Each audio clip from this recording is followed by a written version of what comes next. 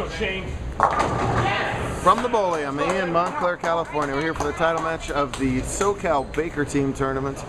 5 bowler teams bowled 10 games to qualify, and then best 2 out of 3 match play, and the 2 teams left standing. On the right, that's the Vista Entertainment Center team. They're the number 4 seed, taking on the 10th and final qualifiers, the 510s, who snuck in at -22. They were the number and have upset a couple different opponents on their way here to the title match. Going to see 5 bowlers on each team. Brandon Wander's going to bowl the first and 6th frames for his team. Jennifer Peterson on the right will do the same for the Vista team. They've already won the first game, so they just need to win this game to capture the title. They're also getting 16 bonus spins. I don't want to call it handicap, but it's bonus spins. If you had extra bowlers under the required 1 bowler of a 170 average or less, we gave you 8 extra pins per game. Evens out the field a little bit, gives every team a chance. And here they are playing for the title in a tournament which seems to create a lot of good storylines every single season. Almost a great break for newcomer there, Freddie Ramirez, bowling in his first JBT event. Ryan Lee, a JBT veteran, bowling in his first career title match. His team started off with 3 in a row. They get 4 in a row in a game that they have to win. Obviously doing what they have to do so far. It is 12-something in the morning. We start again at 10 a.m. later this morning, and the energy level is still high among these 2 teams. Love the Baker bowling. So much energy, so much a team game in a game that we play solo so often. Back-to-back opens to start it off for VEC, and a chance for Anthony Shannon to make it 5 in a row. Looks good.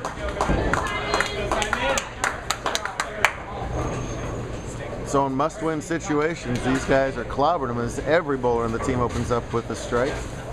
Shane Howard, a newcomer, the lone under 170 bowler on their team. All you're trying to do is get marks out of those bowlers, and so far so good as he struck in the first, and let's see if he can make it 6 in a row for his team. Nice shot. Pretty good ball. Hits up high, they'll take the 3-pin. Every bowler, every team must have at least 1 bowler to under 170 average. Another way we integrate everybody into this. 17 5-person team started, 10 advanced. This is Simon Ortega off on the right lane, another first-time JBT bowler, all from the Vista area. Gets the first mark of the match for his team. Shane just trying to touch that 3-pin with the plastic. He's all over it. Well done, rookie. I love it when Shane receives a high five from Nick. It's like he's terrified because he doesn't know if Nick's going to rip his head off. And I don't blame Shane one bit. Smart bowler, rookie. I'm still afraid of him. Yeah, that's right. Anthony's been doing this for decades, and he's still afraid of him. Meanwhile, a lousy break for Justin Phillips Jr. over there as he leaves the 7-10. Justin, what are you paying me if you make this one?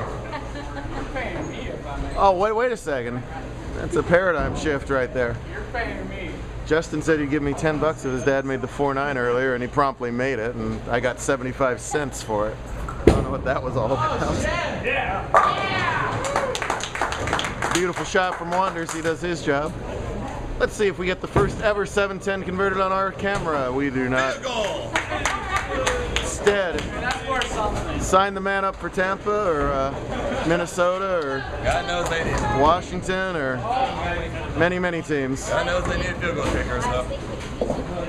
The noisy one, the talented Nick Pollock. He'll let you know if he's instead he'll just you never know what you're gonna get with Pollock. You might get a bellow that awakens the dead, or you might just get a hands out saying, I got this. So they are way in command and about to push this to a 3rd and final game on a long day. Really fun, intense competition. Justin Phillips Sr. has been throwing clutch shots all day for this team, but so far in this match, when he's missed the pocket, he's struck, and his 1 pocket shot left a 10-pin. He'll take it every time. Threw a clutch double to keep this team alive in the last round. 8 count for Peterson. She's from the Vista area as well, but goes to school up at NAU in Flagstaff.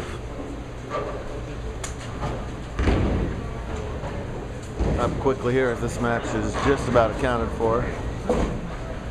The Vista team elected to start this match over on lane 29. You stay in the same lane for the entire game. So they'll get a chance to finish back over on 29 in game 3, and obviously the other team liked 29 way better. They only bowled 183 last game and have a chance at 279 this game. Scoring swings, not a uncommon thing in Baker at all. Big thanks to Al and the whole crew at Bowling here for hosting us. Always a treat to get lanes on a Saturday night. We really do appreciate that. And our staff's done a great job all day long. Started at 10 a.m. this morning. We were at, well, started at 10 a.m. yesterday morning. We were at 12:15 this morning.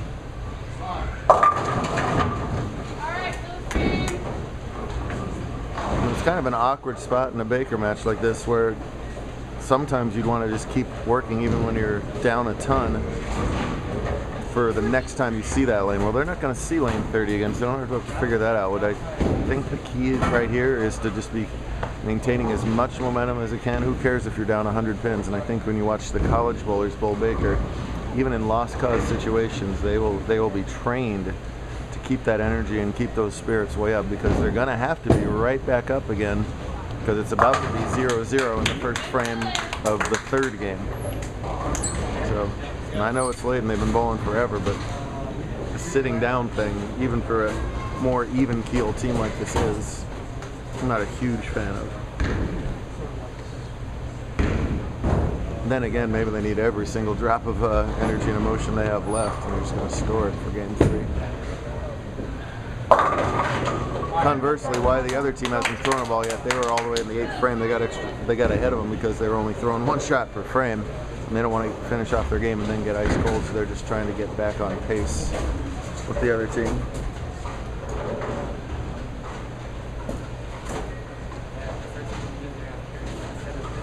Last SoCal event of the calendar year tomorrow. Then it's time for main event. And then we're back at Oceanside near Vista for January and on throughout the season. Nice to sit down at the spare for Ortega.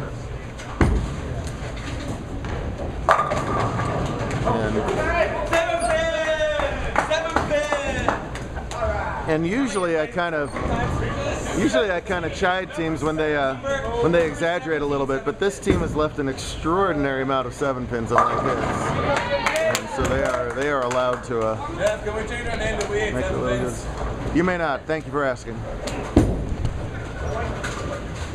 So he certainly should have no problem covering him at this point, and he doesn't. Now they've already got the match locked though, so why not play one more game of bowling? What the heck? You had nothing to do.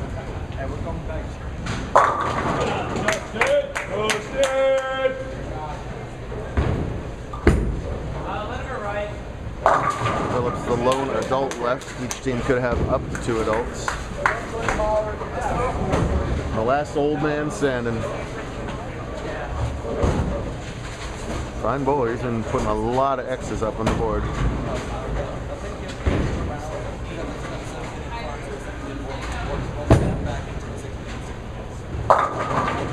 Gets another 4 there.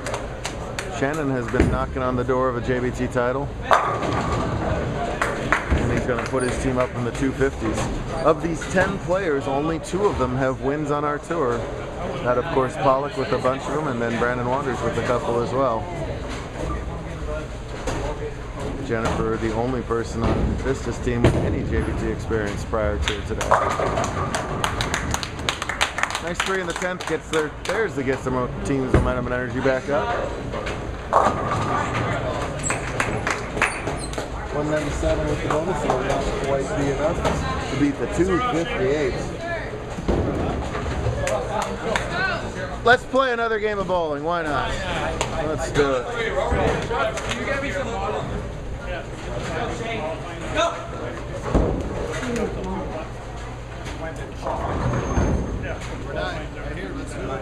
Here we go. Howard up right away. First frame of the title game.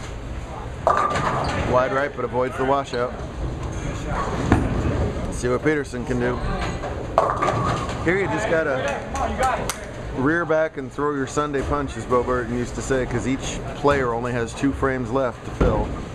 Just throw their best 2 shots you could possibly throw. When it goes bad, you immediately shake it off. That's a big spare for Howard.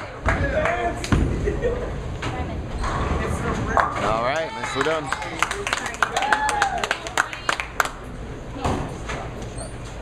Matching spares for both teams in the first, so that's a 16-pin lead because that's their bonus for Vista. Wanderers with that 2-handed delivery usually caters to longer patterns like we're bowling on here. It's a big bend, just essentially house. But Brandon is a beast on short patterns, which is not usually what 2-handers excel in, but he is super hard to beat on short. JBT, our fellow tour out here in Southern California, bowled on a 26-foot pattern last week, and Brandon won that. This time, though, it's a ring and 10, combined with the flat 10 over there from Ramirez.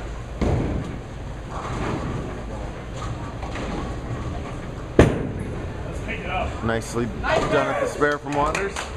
Those 10 pins are hard for 2-handers when the lanes get pretty darn dry like they are on the outsides. And you just kind of heave that sucker down there, good enough to get it. Oh, and Ramirez is going to miss his, though. Drops the count there. So last season we had that memorable victory by the 5 youngsters, none of whom were over 14 years old, and beat the ASU team essentially, scratched twice in a row to win the title.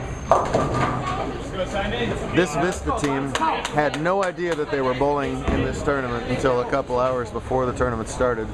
2 of them were going to bowl doubles, but their alarm went off late, so they didn't get up here in time to bowl doubles, and they said, well, can we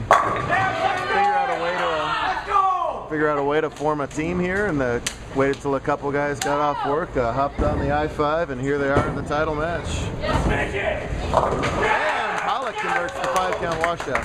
Well, he's happy for the spare, but he also dropped 5 pins a count.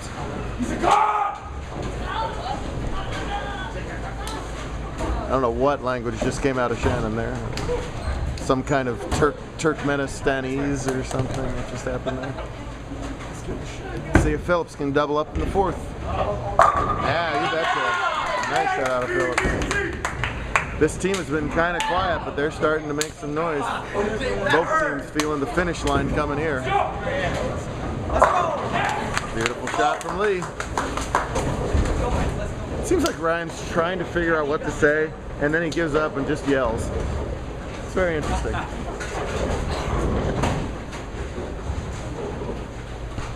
People are taking my advice, throwing their Sunday punches. Phillips has been so good. Oh man, that'll teach him to hit the pocket. Good ball, flat 10. Oh, and Shannon responds with a 10 of his own. These are fairly new pins here, so they're pretty flat bottom. I think that has a lot to do with why you're seeing a lot of these corner pins. Pins go through a ton of wear and tear back there. There's a little rubber cap around the bottom of the pins, and that starts to wear, and it makes a subtle but important difference in getting those corner pins to fall over. Hard to strike, good form at the spare.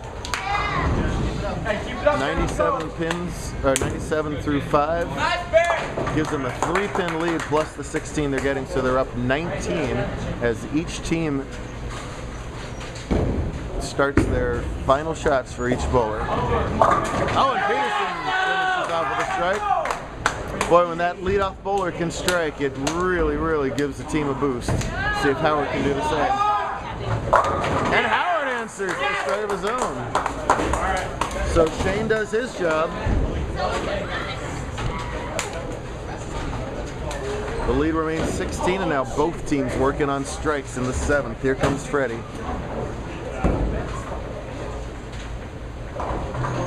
Chances are these guys have not experienced anything like this before. It's there. Oh no! It was there, but he dove at the last second. A tremendous opportunity for Wanderers and company right here.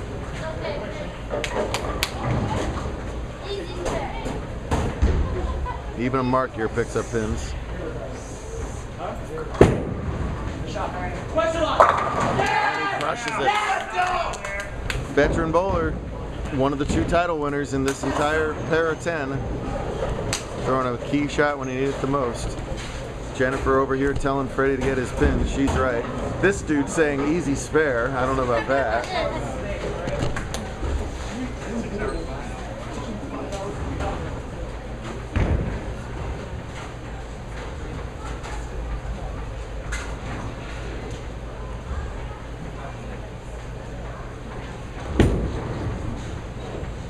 Alright, good job getting the 2. That's 4 pins on the strike here. If I know Nick Pollock at all, if he strikes here, look out, America. Look out, America. Yes! Well, I don't know Nick Pollock at all. I am dumbfounded. At the point where it finally was time for Nick to go, he does the dead opposite thing. Who can predict Mount Pollock? /Brooklyn Ball Review. Yeah. And Simon gets a clutch strike there. Very much still in this game. I don't know what that was. Can we have an explanation, please? What was that? No. All right. Lee can come close to icing it. Well, this becomes nearly a must-strike scenario for Justin. Other team in the 220s, they're at a 183 pace plus the pins. Oh, get that 7 pin over. It's still rolling. Yeah. These are super slow racks here, and that pin still had time to roll over there. Mark wins it. He likes it.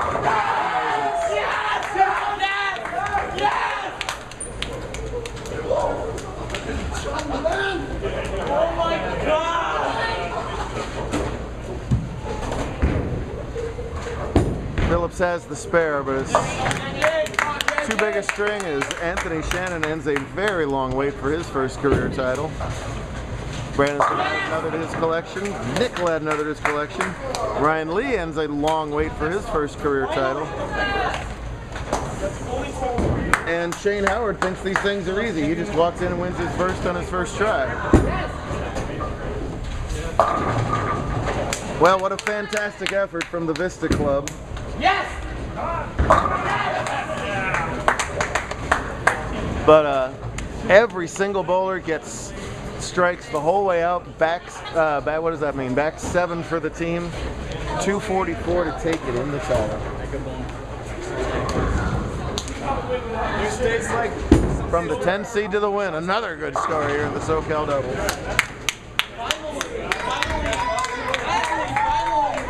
Shane was the one who won.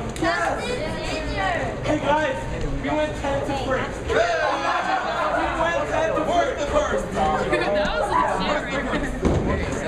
Maybe we'll see these guys a little more often now. Oh my God! I take your spirit on Justin! Oh no! Oh no! I'm so happy that's what take your shirt off meant. Well, we're going other places there. Great stuff, guys.